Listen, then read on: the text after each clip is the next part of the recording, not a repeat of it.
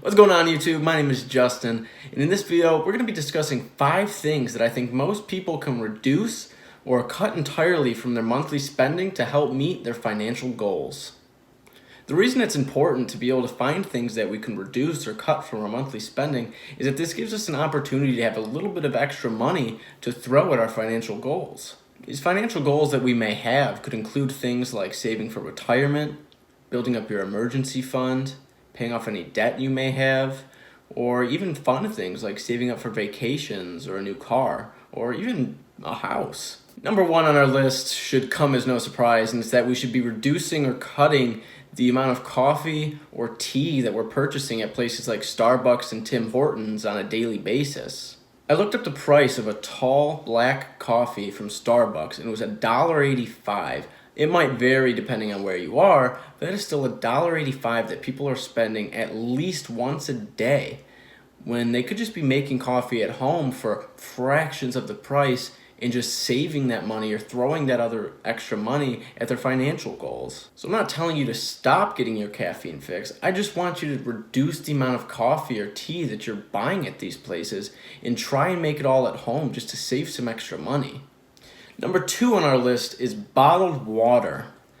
Bottled water is not good for the environment, referring to the bottles, but it's also in the long run for people that are buying single bottles at a time and doing it on a fairly frequent basis are wasting a lot of money when they could just be buying a water bottle that they can reuse throughout their day at work or school, wherever it may be. Number 3 on our list is eating out. I'm not telling you to cut it out entirely, but at least reduce it. Learn how to cook, people. It is 2019. We need to know how to cook. I'm serious. Not only is eating out far unhealthier than cooking food at home, it's way more expensive. Eating out is expensive.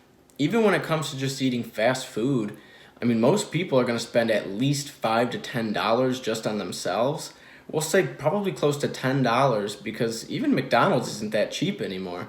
And for $10, I can meal prep something that I can have for 2 or 3 extra meals outside of just that meal that I'm eating. Number 4 on our list is buying expensive workout clothing and or equipment. From a functional standpoint, all workout clothing does the same thing. Really, all you're buying it for is you like the way it looks, maybe you want to impress people who honestly don't really care about you, or they're comfortable. Now I want to be clear, I have no issue with people wanting nice workout clothing. I think most people want nice things. My issue is I want people to be financially stable before they're buying all of this expensive clothing when you can go to Amazon, Target, H&M, etc., and buy clothing that is fractions of the price and again is functionally the same thing. And again, some people might come up with the argument of, I like being comfortable, because nice workout clothing is comfortable. I've owned pairs before, but I bought them when I was in a horrible financial position and actually regretted it in the end. But you know what else is comfortable? Being financially stable. Not buying things that are just keeping you in the cyclical nature of debt that we seem to have here in this country. The final item on this list, number 5, is any subscription services that we have that we just do not use.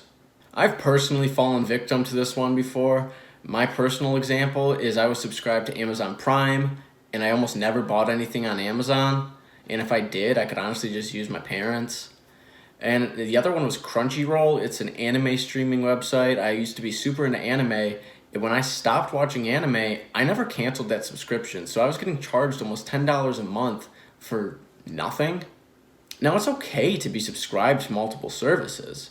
I got no issue with that. The issue is not being able to pay your debts, not even funding your retirement, just not being in the greatest financial position you could be because you might use that service one day. That's it for this video, guys. Please keep the discussion going in the comments section on other things you think people can be cutting or reducing from their life to help give them a little bit of extra money to meet their financial goals. The 5 things that I touched on were things that I felt a lot of people were spending too much on when they can really be saving that money. Also, don't forget to like this video, subscribe, and hit the notification bell.